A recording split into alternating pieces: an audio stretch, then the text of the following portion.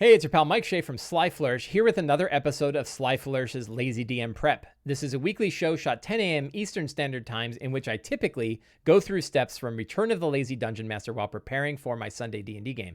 Today, however, we're going to have a special show. My campaign is over, so we're going to talk about what happened in my campaign, how it ended, and get my overall thoughts on running a year-long, roughly just under 50 session-long Eberron campaign. So this show, like all of the work of Sly Flourish, is brought to you by the patrons of Sly Flourish. You too can become a patron of Sly Flourish by going to patreon.com/SlyFlourish and signing up. Patrons get access to all kinds of exclusive material, but most of all, they help pay for all of the things that it takes to make shows like this possible. So if you're a patron of Sly Flourish, thank you very much. My campaign is done. And it was awesome. And the campaign finish was awesome. I did not blow the ending, which is always great. It would suck to blow the ending. Luckily for me, I don't think I've ever blown the ending. And I'll give some tips about how to run an ending and hopefully not blow it. Why don't I give you those tips right up front? Why waste time? You want to know what the tips are? Let me give them to you right now. So the tips are, I have sort of a three-ish step process. I think it's three main tips. One, run a really cool boss fight, right? Run a fun boss fight where they get to fight the big bads, maybe one or more big bads. In my game, there was like 4 big bads in one fight, a great big complicated fight. Is Banner dead? No, but he did lose his arm. We'll get to that in a minute. So you have all your bosses, throw waves of guys in. So like a way to have a boss fight that really is challenging, especially in your tier 3-ish area, is that you can throw, waves of guys. So you might have a lot of guys, situations change, more people come in, more bad guys show up. Don't drop your big bad boss in right away because they're going to get ganked right away. So have your boss come in after time. There's a lot of different ways to run a boss fight and a lot of tips for that. But run a nice boss fight. Go ahead and have it be long. For me, I had it my whole session. The boss fight was one whole session on its own. So we didn't have to have a lot of stuff, and just have different scales, different things changing, things exploding, parts of the room breaking away. Do big fun things for your boss fight. That's tip number 1. Tip number 2, give them what they want. Don't try to do anything weird. Don't try to twist the whole storyline at the end. Don't make it a great mystery of like, oh my God, now it's all this way. Give them what they want, right? If they ask, and how do you know what that is? Ask them. Right? A few sessions before, what would really make this campaign awesome for you? Like if you look back at the campaign, what do you want to have happen? Sometimes like not die is always said, or stick it to that Leto skull, right? Yeah. Okay. Let them stick it to Leto skull. Ask them what they want, right? And sometimes, you get some stuff from that. And then also think, well, what do they want? They've been acting a certain way. What do they want? They probably want to stop this thing they've been going after. Don't take it away from them. Don't twist it and turn it around. It's okay to do that in the middle of a campaign. It's terrible to do it at the end of a campaign. We got in big talks, and every time I bring it up, I get half the people that are like right on, and then half the people that are like, oh, you're being dumb. Compare the ending of Breaking Bad with the ending of Game of Thrones. Breaking Bad, Walt gets everything he needs to end it cleanly. He kills all the people that need to be killed. He saves the people that need to be saved. He gives money to his son. He saves Jesse, and then he's killed himself. Right? Spoilers. But everything was tightened up in a show that never had a tight conclusion for every one of its seasons. They said we got to tighten it all up. And even though it was kind of contradictory from the way the rest of the show went, it's what the audience wanted. Give the audience what they want. Give your players what they want. Game of Thrones, the show's all based on the fact that there's twists and turns and you never know where it's going to go. And then they decided in the end, like, let's have one more final twist and turn. And then they did. And you're like, wow, congratulations on taking the strongest female character and making her a psychotic villain. And thanks for taking this other villain and having her get buried. And thanks for all these storylines that you never tied up. There were like 15 storylines they never tied up in that series. Ruined the whole series, in my opinion. Like all these things. Like seriously, the whole Jaime Lannister arc is he goes back to Cersei and they die in a rock slide. Spoilers. Come on. Varys the spider gets burned to death and then turns out to be right. Oh, weak. So many stupid things, So don't do anything crazy at the end. Give them what they want. That's tip number 2. Tip number 3, ask them what happens 1 year later. So when the game is over, you have probably the only opportunity. Man, there's like trucks running around. We have a big snowstorm. So you have the only opportunity in your game where you can completely hand the story over to the players and let them run with it is at the very end, because you don't have anything else. It's done. Story's done. You don't have anything. And now you can hand over the whole thing to everybody and say, tell me what happened to your character. 1 year has passed. What happened to your character? And the stories that come out of that are awesome. I've done that maybe at least a half a dozen times, probably more. And every time I've gotten tales about the characters and ways they were tied together and relationships with NPCs and all sorts of stuff. And they just hit me. People become one of the masked lords of Waterdeep. People get married to the NPC that they were with the whole game. Just wonderful stuff. And I'll talk about like what happened in 1 year later with the characters we had. And it was just beautiful. So that last step of hand the story over to the players, say 1 year passes from the end of the campaign. Where's the character now? And you get these beautiful stories. They're really wonderful. So in summary, the three things you want to do. 1, run a good boss fight. And if you want details on running a good boss fight, dig them up. 2, give them what they want. Conclude the adventure in a way that's satisfying for the players. Don't try to be crafty and creative and sly and turn 90 degrees. Just give them what they want. And 3, ask them what happens 1 year after the event. Three ways to make a campaign that has so far not failed me. And I've really enjoyed the results. So what happened in this campaign? So, the final battle was crazy, as you imagine. I think my only complaint was like so many crazy things were going on that like the combat didn't matter. They would fight stuff, but then they would get killed when something else would blow up. So they opened up a portal. And sucked the entire main Kyber crystal into the portal, which then created this massive energy surge and blew the heads off of 4 Medusa mages who were trying to concentrate on it. And that meant that fighting the Medusa mages didn't really matter. So there's little things like that, but nobody seemed to mind. Nobody seemed to care. So they captured Leto's skull and brought him to justice. They blew up the crystal. The weapon was not created. They destroyed the simulacra of the Daughters of Sorakel. They sent Entropy, the super powerful entity that was actually the weapon, was this being called Entropy that was sort of like a living evil wish spell. They managed to push it into Dalcor along with Lack, the emissary of the Dreaming Dark, threw it all through the portal and then shut the portal down. The last thing that happened is Entropy slashed at Banner. Banner was bashing Entropy into this portal. And when he bashed it with his shield arm, Entropy slashed him, hit the shield arm, and disintegrated his whole arm, right? Because that's what Entropy does, is disintegrate.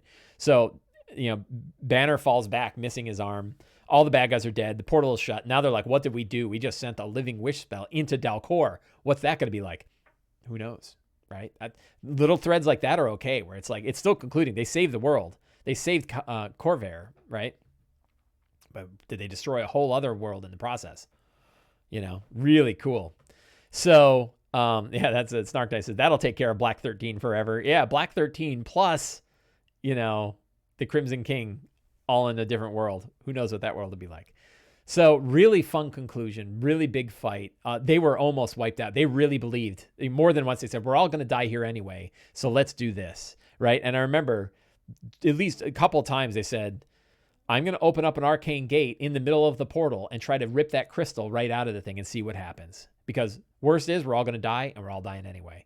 So they were like really on the edge. And, but like an empowered lightning bolt, did 60 damage or something and ripped Sora Ketra, who was just devastatingly, she was just throwing these spells and knocking people down.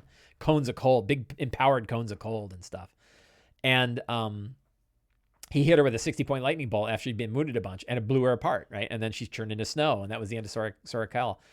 They banished Soramania with her big-ass Warhammer, and they got rid of her for a while, and then she came back and started hitting people with a Warhammer. And hit him like great, 110 damage. Really brutal. So really hard fight, and they were really on the edge, but they pulled it off, and I pulled a little bit of punches, but not really. They pulled it off, and the things that they did weren't just combat things. They did a lot of like casting Arcane Gate to teleport things away. What's stat block? For Sora Ketra, I used one of the spellcaster. Let's take a look and find out. I used one of the spellcaster. It's in my campaign archive because it's over. That makes me sad. NPCs.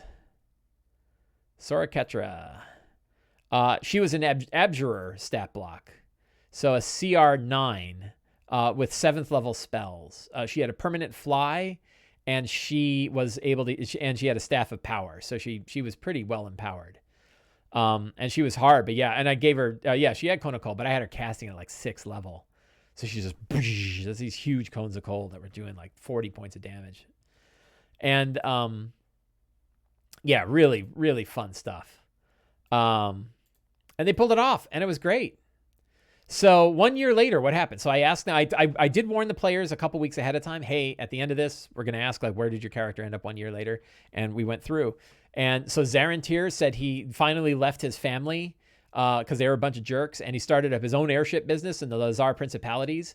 He partnered up with Shane Husk to do Joko-like cruises where, he did all the things that you could do with an airship. He moved goods, he fenced goods, he smuggled people, and he ran these like junkets where like publicity junkets and pleasure cruises where people would come on. But he would partner with Shane Husk. So it was like, hey, do you want to go on a cruise with notable author Shane Husk? And then they did that. So that was really awesome. Shane Husk, that's right, brought Leto Skal to the Aurum, and he was tried by the Aurum.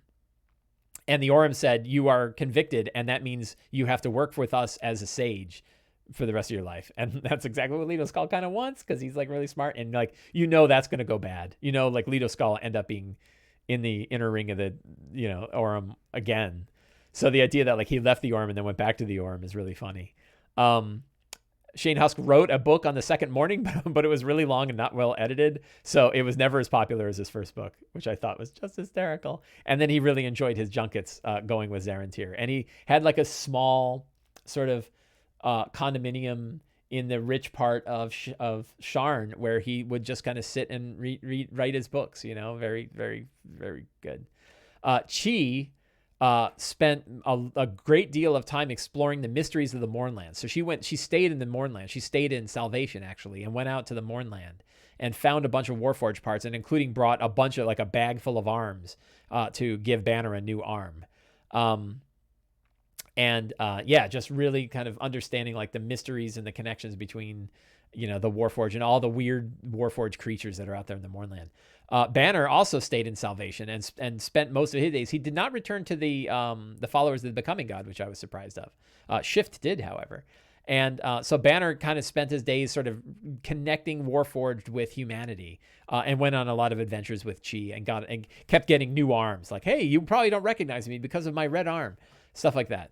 So that was really cool. Shift had probably what I thought was a really interesting background. So she did go back to the followers of the Becoming God and help them come up with sort of community fairs to reinforce the connections between the followers of the Becoming God, which are all Warforged, and the other humanoids in the areas, the farmers and stuff like that. So she basically did Warforged Renaissance fairs for over and over. But as she did it, she also moved Crash's personality, her brother, who was kind of a evil, kind of changed, put him into like a small teddy bear kind of thing that she carries around. So she's got Crash, her brother's kind of in this teddy bear to make sure he can't do anything too badly. But of course, being in a teddy bear doesn't mean he can't do terrible things. But he's not. He's really kind of wondering. I think he probably left his ways as a member of the Emerald Claw behind. And over time, she started to shut herself off for longer and longer periods of time until eventually it was like 100 years. And then hundreds of years later, a bunch of adventurers found this rusted statue in the center of an old, decrepit fair that knew about the Second Mourning. Like they had to go. She became a quest objective for another adventuring group 1,000 years later, which I thought was awesome. They came to her to say, we need to know what happened in the last morning. And she's the only one around that still does. So very, very, very cool ending. And then Saber, who was a member of the Monk of the Four Winds, continued his study of the Four Winds and tried to rehabilitate his friend Scar, once a former companion who then said that he wanted to tear apart the Four Winds and became a mercenary for the Droam. Eventually, Saber became the leader of the Four Winds Monastery and actually was able to astrally project himself to the ruins of the Four Winds monks in the plain of Laminia, the Twilight Forest. And that's where his path ended. So I thought those were just wonderful, very, very beautiful ending stories to these characters that we spent a year with, and I really just loved it. And, it makes me tear up, right? Because it's like, these are, we have these beautiful characters and they were so much fun and all this stuff we did. And then you think about like this year and how hard this year was anyway. And for us to just sort of watch these characters grow was really great. So boy, did I really just fell in love with all of that. Boy, I love Eberron. So I've played in Eberron before. I've run at least 2 campaigns in Eberron before in my life. Maybe a little bit more. And but this one I think is the one where I really poured myself more and more into the lore. My goal was to squeeze as much as I could out of the book Eberron Rising of the Last War. And I feel like I did. I feel like I got a lot out of it. And I recommend that, right? I tried to play the book as it was meant to be used, not as I wanted to use it, which wasn't really, I didn't really have a way that I wanted to use it that was different. But I really loved starting in Sharn. I love splitting the campaign up into this 2 big acts. Act 1 is Sharn and Act 2 is the Mournland, right? And then a fair bit of travel between the two. I really like that. I'm thinking about it, and as I start to run Rime of the Frost Maiden, I'm taken by how personal the campaign was for me, because I've run homebrew campaigns, but not a lot of them recently. Not a lot of them since 5th edition has been out. So 6-7 years. Most everything I've run has been a published campaign. And I certainly felt a deeper connection with the campaign because I built it myself, because like all the stories were there. It's like, and things like I knew I wanted to have Blaine the Monorail in there as Karshak. And I knew there were certain things I knew I wanted to do. And I had these like images and pictures, but I think I did a good job of keeping it flexible so that as the game would change, I'd change. An example of that was, originally I thought, I got to get them over to Metrol, the city of Metrol, which is on the eastern coast of the Mournland, because that's what the book, that city made the most sense for what I wanted to do. And I remember like, I don't know how the hell I was going to get them from Eston to Metrol and why that. And then I was like, why don't I just flip the two? And Eston is Metrol.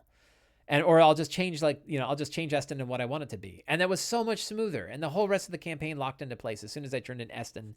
As soon as I realized that like Eston was your city on the edge of the Mournland and Making is your city in the middle of the Mournland, and they will have a different feeling between the two because of that. Everything went much smoother. It definitely took more work. Homebrewing this campaign. And if you've watched, there's maybe a couple of you that have watched all these videos. There's a lot of them. I can't imagine a lot of people have watched 50 hours of video about me prepping an Eberron campaign. But you've seen the work I've been doing, mostly, right? Just some work I've done offline because I was running it for 2 different groups. But it was a lot of work, right? It definitely took more work to wrangle it. Mostly, I would say the effort and the energy was in the threading together of the campaign when I didn't know where it was supposed to go. Certainly more work than a well-written published adventure would be. Like Curse of Strahd or Tomb of Annihilation probably took less work. But I adore those campaigns too. So there's a lot of upfront work in getting a hardback campaign where you want it to go, but then week by week, it's far easier to run it. And I think that will be true with Rime of the Frostmaiden. Like, I did some prep work up front. We'll probably talk a little bit about it next week, but I did a bunch of prep work to kind of get Rime of the Frostmaiden where I wanted it. And now that I have it there, running it's going to be a lot easier, I think. Famous last words. So what else? Yeah. When it comes to all the material, there's a ton of Eberron material out there, but really you don't need it all. And you can start with Eberron Rising of the Last War and squeeze as much as you can out of that. And then I would recommend exploring Eberron, which is what I would consider to be the Eberron Director's Cut by Keith Baker, which you can get on the DMs Guild. And I did, and it's another beautiful, beautiful book. And it really expands Eberron in a lot of ways. So you can squeeze, between these 2 books, you can squeeze a lot from them. And those would be my 2 go-to books. And then when you need to fill in other things, you can go to the old 3.5. I don't know if 4th edition had a lot of Eberron stuff. 3.5 had a lot of Eberron stuff. So you can go to your Eberron 3.5 collection and fill in the blanks when you need them, but you don't have to. I mentioned that I loved running Sharn and then the Mournland locations. Yeah, so I felt like I was happy with how the fronts worked. Obviously, Leto Skull was sort of the main enemy, but as he started to ally with the daughters of Sora Kell, they became more, more of a front. The Emerald Claw fell off the list mostly because that they were taken care of in Sharn, and I didn't know that was how it was going to work out. So it kind of worked out the same way for both my groups. So I guess it steered a little bit in that direction. But it was, it was fun letting the fronts drive themselves. It was fun for me to sit back and think, Leto Skull just lost his massive Eberron shard. It blew up over the middle of Corvair. Where is he going to go? Like and his answer was he's going to go home, right? He's going to go home to the people who put him in there in the first place, which was the daughters of Sora Kell, and that's what he did. So that worked really well. During the first half of this campaign, I was reading Stephen King's Dark Tower books again. This is one of my favorite book series.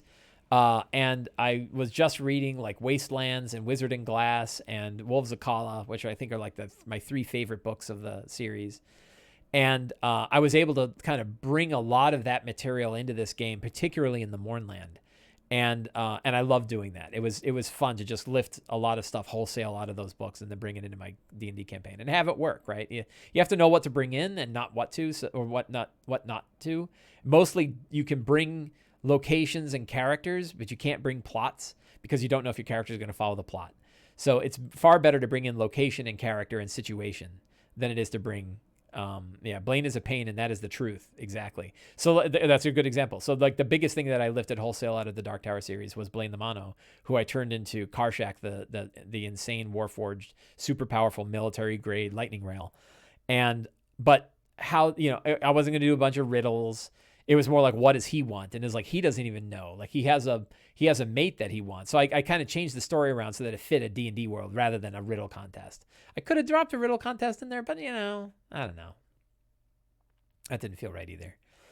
It was a little too close. So the other one is that there are 2 books, Arcana of the Ancients and Beasts of Flesh and Steel, made by Monty Cook Games. Of course, my copy. Well, I have one copy right here. So, and these books are about like high fantasy technology stuff, techno fantasy books, science fantasy.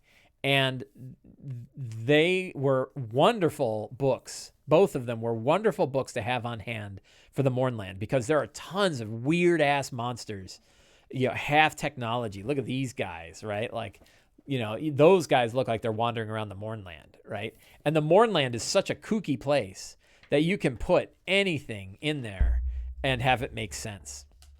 So I use these guys a lot. I like them a lot. They didn't play like your standard 5th edition monsters all the time, but that was fine too.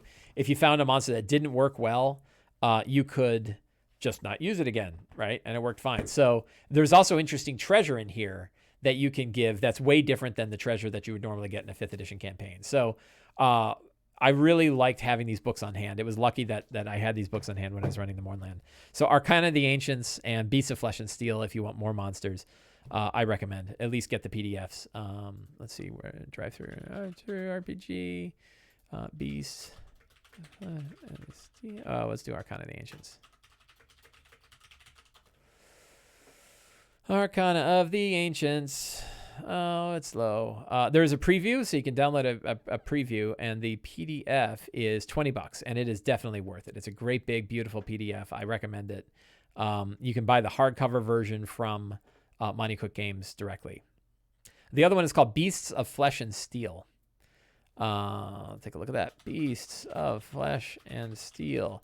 That is all monsters. So it's a monster expansion book. That one's probably also $20. No, $18. But that is all monsters. So I would start with Arcana of the Ancients, and if you really dig that, then go and pick up Beasts of Flesh and Steel as well.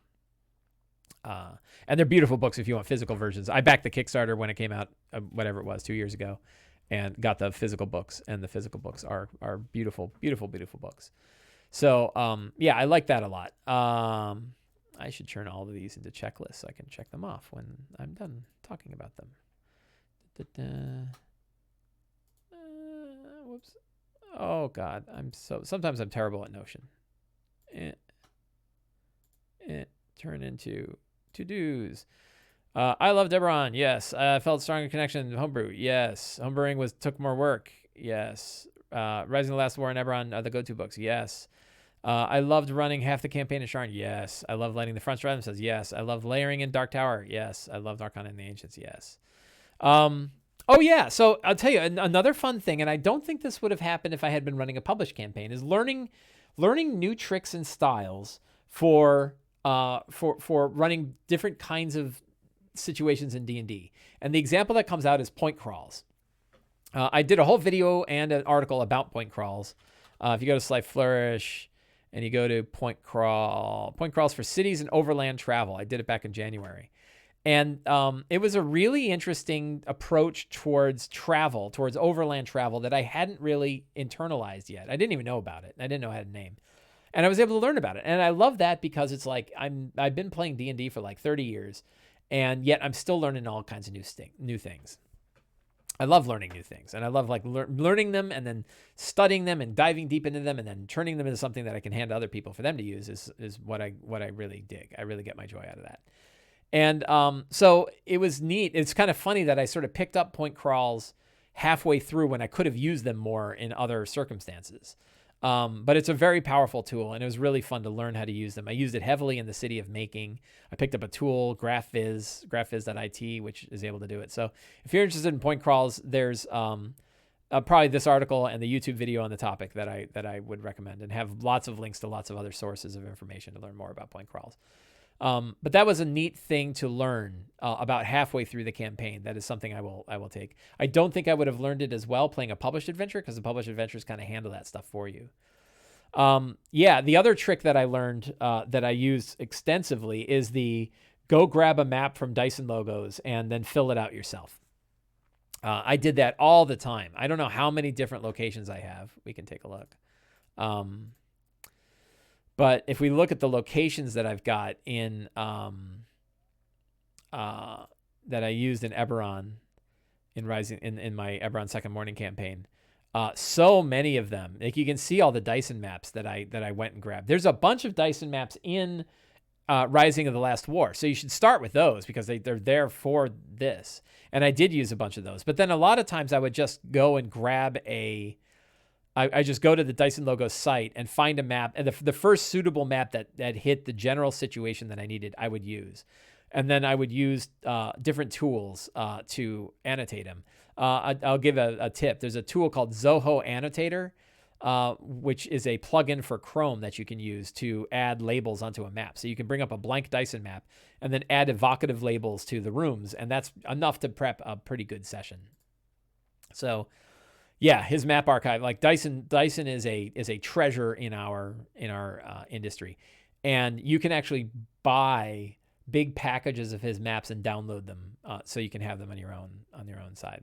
But yeah, I really love those point crawls and that use of Dyson Logos maps to fill in locations. Are really, really powerful tips, really powerful tools that help me run this campaign. What else? I tried.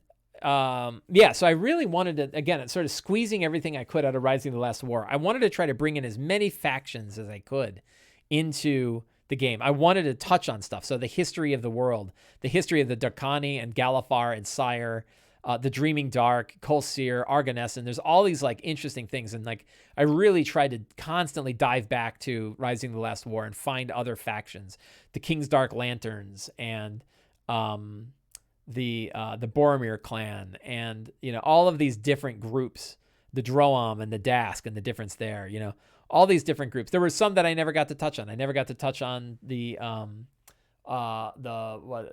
the Crazy Rakshasa group, the Lords of Dust. So there's a bunch of other ones that I didn't have a chance to bring in, but I really tried as much as I could to bring those factions in, and I think it worked. I mean, I got comments back from my players that are like, they really love the lore of this place. They enjoyed it. And I think there's something more to that like, there's a lot of complaints about Forgotten Realms, and you got to remember that like Forgotten Realms is really, it's like a 50-year-old campaign world, right? Like Ed Greenwood was working on it well before D&D was even out. So it's built on a lot of old school European centric, white dude approaches, right? And it's built like, a lot of Tolkien kind of stuff. And it's good as a solid fantasy world. I like the Forgotten Realms a lot, but it's built on that very sort of European centric view. and built along a lot of the traditional routes of D&D, which is funny because like the OSR group, I don't think really digs Forgotten Realms either. And there's lots of complaints about Forgotten Realms being quote unquote the default setting for 5e. I don't think it is. And I could argue all day long about whether or not Forgotten Realms is the default setting. I do not believe it to be the default setting any more than I believe that gridded combat. Oh, there's a cat. Any more than I believe that gridded combat is the default combat style for 5e. I don't, but those get argued with me all the time. But there's something refreshing about the way Eberron works. Like there's something refreshing about goblins aren't a bunch of, black-hearted, thieving cave dwellers. Goblins were once the prominent empire in Corvair, and they had a magical empire nearly as strong as, or even stronger than the magical empire that exists now, called the Dakani. That's cool, right? I think it's a little unfortunate that like dragons are stuck off in a whole other continent and dragons don't ever come there because it's called Dungeons and Dragons. You put dragons everywhere, right? There should be more dragons in Eberron, if you ask me.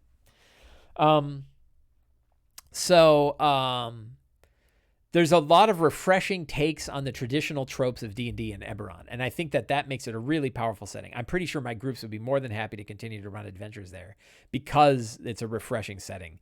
The idea that like you have the Droam, which is this monstrous nation, and they're definitely sinister and scary, but they're not just evil, and they're not just a bunch of monsters that want to kill you. They want to have an empire. Like I tried to make the Droam a sympathetic villain, and it worked, right? They're like, I get it. Like I remember Shane Husk was like, when he heard Sora Terraza say, when we have the weapon in our power, we'll be able to be a signatory nation and none of the other nations will be able to like threaten our borders again. And he's like, that's a pretty good reason, right? Like that makes sense. And all the thoughts about it brought up all the conversations of nuclear deterrence, right?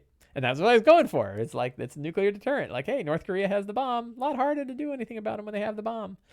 So I really enjoyed that. I love the lore. I love the style. I think it's a very progressive and, from my view, like it's hard for me to know, but like it feels like there's definitely more room for gnolls as a race instead of just as monsters. The whole question of like, are all orcs a bunch of dicks is no, not here, and that's kind of baked into the setting, so it works really well in that regard. So I really like Eberron from that standpoint. And I think there's a lot of things to do there. And because the 3.5 books are out, there's a lot of areas that you can explore besides just like Sharn and the areas around Sharn. So yeah, I really dig it. I mentioned the freeing moment when I could switch Metrol and Eston. So yeah. And so my final thought is that like I really loved this campaign. I loved it to death, and I am in mourning skipping it. And it's I guess I don't want to give too much, but like so far, Rime of the Frost Maiden hasn't grabbed me yet. And I think part of the reason it hasn't grabbed me is because I love this one so much. It's hard for me to kind of jump into a new one, particularly when it's like dark and dismal and cold and wet. And it's dark and dismal and cold and wet right here. And isolation when I'm isolated. So there's all these, like, I went from this world that was like shining and bright with airships and massive cities of towers over the sky and huge wastelands filled with twisted abomination, twisted monsters of a 100-year war. Now I'm going to like the frozen north, and it's sort of hard for me to make that transition. And I think it might be hard for my players to make that transition as well. So, yeah, so it turns out there has been a second mourning, and it's me having to leave the campaign. So yeah, so that was, boy, just, it was a really fun adventure, really fun campaign, beautiful characters on both sides. I didn't even talk much about the characters on my Wednesday game. But likewise, we did the same approach. Is the campaign archived? The campaign is archived, not just for Patreon subscribers. This archive is open, so you can get it in the show notes. I will link it if you want it. Cause there is a complete, a final and complete. I think if I click share, copy link, and I paste that,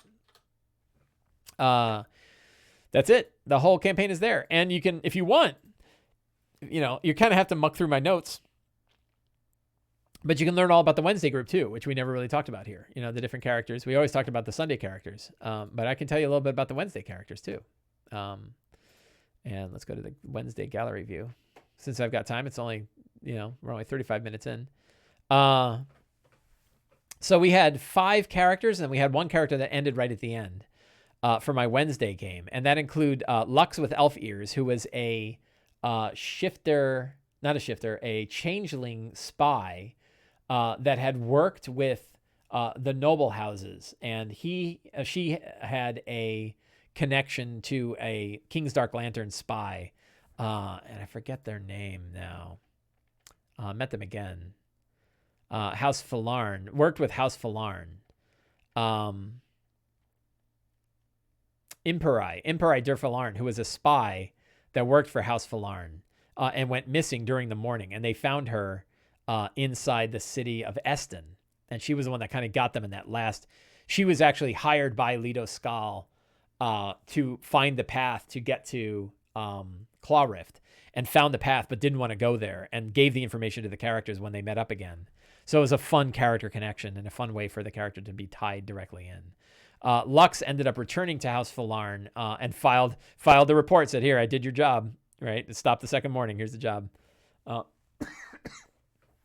And while waiting for the next assignment, decided to take on intelligence gathering, looking for other business opportunities, and then started an effort to rehabilitate the Warforged and Warforged veterans and kind of make them. A lot of people cared a lot about the Warforged. So that was Lux. Koratash was really fun. Koratash was a Kalishtar cleric who was made of two personalities, Korra and Tash. Korra being kind of a in-world humanoid, and Tash being a quarry, one of the strange creatures from Dalcor. That meant she had a strong connection to Lack when she was the holder of Lack in this game. And at the very end, Tash was split off from Korra during the final fight. And then Tash, I don't think Tash wasn't destroyed, but Tash and Lack pushed back entropy into the portal again. And Tash was then cut off from Korra.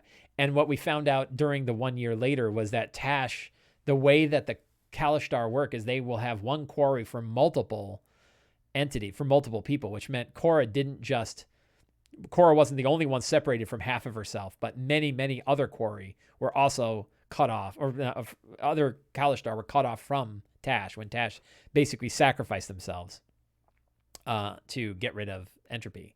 And now there's all these lost people that have to reconnect. That was really a powerful, really powerful story. And went back to Valis. So Korra went back to Valis and said, like, you were a split personality too, and I'm a split personality. I need to learn what it's like being half of myself. And that was really interesting. Odell was played by my wife. Odell was another changeling and was a fancy courtier who worked for the King of Breland, and then was sent on assignment to go to House Canneth to stop the last war, and was secretly an agent of the King's Dark Lanterns the whole time. And then at the end, I think it was like the most well-known secret in the game. And then Odell, after completing the thing, went back to the King's Dark Lanterns and brought. She was particularly interested in disassembling the dark parts of the Aurum, like putting the hard eye on the Aurum. So that'll be very interesting. You can think about like the character's campaign going against the shadowy Aurum. Quinfer was a wizard, got kicked out of Morgrave University, ended up starting his own university for people who got kicked out of other universities, called Scum, the Secret College of Unfortunate Mages. And they all worked together. And he became the dean of the college. So he was the one that originally read and understood the Tome of Kol Sir, and got kind of arrested. He got kicked out because he was supposedly had stolen these things that it turned out Leto Skal had stolen. So really fun stuff there. Hadrian D. Canneth was one of the main connectors to House Canneth. Was a nephew of their patron, Uncle Dave. Uncle David D. Canneth was his name. Uncle Dave is what he went by. And he went back to House Canneth to help guide their research and recognize that like House Canneth had done a bunch of terrible things during the war and needed to make up for this fact, even though the people that actually did it were mostly dead. That House Canneth, wanted to guide them to make sure that things were heading towards peace and not towards another war. And he did this by introducing an institutional review board. And Alamis was played by my friend James, who is now joined in my Frostmaiden game. And he played in the last few sessions of this one. And having been jaded by the King's Dark Lanterns, he split and good chunk of KDL for not acquiring the weapon instead of destroying the lantern. So he's going to retire from the King's Dark Lanterns to spend time with his elvish family, and might well be the King's Dark Lanterns that tries to make the weapon next time. He was originally a undercover agent of the King's Dark Lanterns, but began to feel that they were seeking the weapon more than they wanted to destroy it, and that was too dangerous. So that was kind of fun. So yeah, as rich the stories you've heard me talk about the Sunday game, my Wednesday game also had very rich stories, which also makes me sad because it's like I've got these two different sets of stories that are leaving, and they were wonderful. But yeah, you can read all the things. So the NPC journal with all of the NPCs are here. The locations, all the different locations with all the maps and all the art that I threw in here is all here. And that's something else. Like if you've been watching the show, the first few episodes of this I was doing just with text editors, and it was about halfway through here where I started using Notion. And man, Notion made it so much more fun to run campaigns. I'm so happy to have found it and use it. And it's just a great tool for this. And one of the things I really like about it, like I when this was done, I exported it. So I've got a pile of HTML files sitting on my desktop computer or on my laptop that has all of this in it. So I won't lose it. Even if I stop using Notion later, I've got the whole campaign in a wiki-like archive. So I can navigate it later. 10 years from now, I can look back on that campaign and click through, oh God, you remember doing that? And it's kind of hard sometimes to have that sort of archive. Some people I think probably have archives of their campaigns, but for me, it's really cool to be able to go back and have that. So I really dig it. So that is it. That was my Eberron game. I know the show has not gone an hour, but I think I've kind of squeezed everything out of the show that I wanted to get. So I want to thank everybody. For those of you who managed to watch all 50 episodes of this, you guys are awesome, and I want to thank you for it. And for those of you just watching this show, I hope you enjoyed it. I think it's kind of fun to look at how a campaign ended and what it was like. I hope my 3 tips were useful. RSR says, we'll get to that in a sec. So I want to thank everybody for coming. Always appreciate it. Great time. Get out there and thank you again. And next week I'll be talking about Rime of the Frostmaiden. And, so we will start with session 0 of Rime of the Frostmaiden, which I think people will definitely be interested in. So I want to thank everybody for coming. Have a great day and get out there and play some D&D.